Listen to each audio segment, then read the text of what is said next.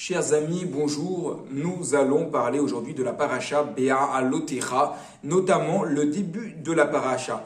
En fait, je voudrais m'attacher au mot lui-même, Be'alotera. Lorsque tu feras monter, Akadosh Baruch Hu s'adresse à Moshe, il lui dit, tu diras à Aaron, lorsqu'il fera monter les nérotes, les bougies en face de la menorah. Il s'agit donc, comme l'explique Rashi, que les flammes soient d'abord allumées pour que le feu puisse monter vers le haut, monter de lui-même une fois qu'on a allumé la flamme.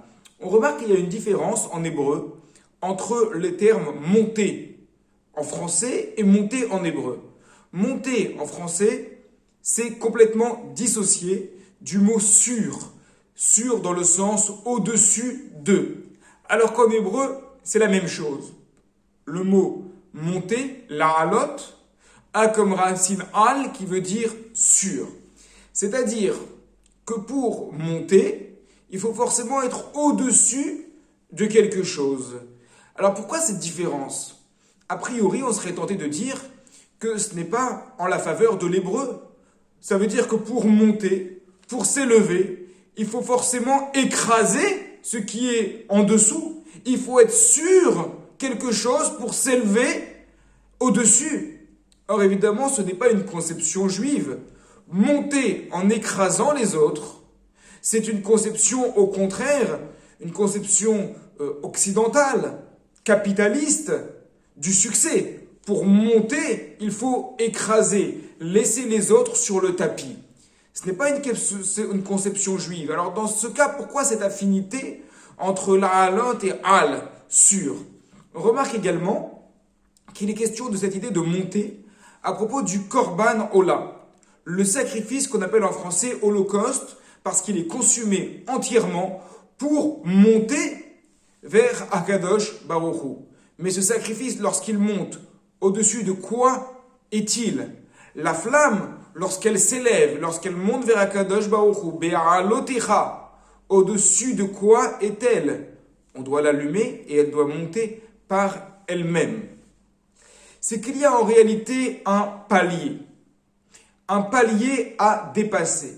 Il ne s'agit pas d'écraser qui que ce soit, de monter sur qui que ce soit, mais il s'agit de monter sur ce que nous sommes nous-mêmes, de monter sur un état initial pour s'élever.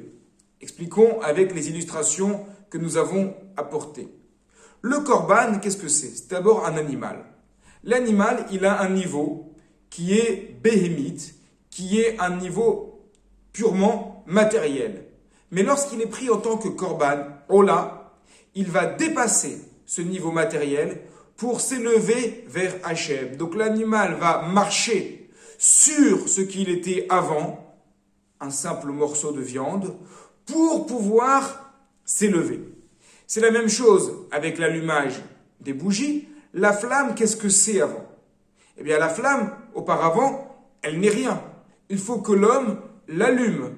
Et donc, elle va dépasser ce niveau de l'allumage par le bas. Elle va monter sur le bas, sur le socle, pour pouvoir s'élever.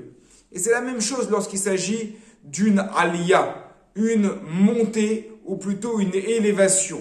Je ne parle pas de la aliyah au sens moderne du terme, dans le sens d'aller en Eretz Israël, mais dans le sens spirituel.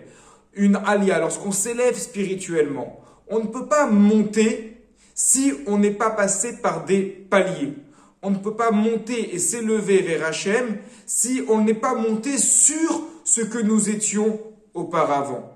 Il faut d'abord faire une introspection, savoir qui nous sommes, quels sont nos problèmes. Une fois qu'on a fait cette introspection, eh bien, on va monter sur notre ancien moi pour pouvoir s'élever et arriver à un nouveau moi et ainsi s'élever vers Akadosh Baruch Hu.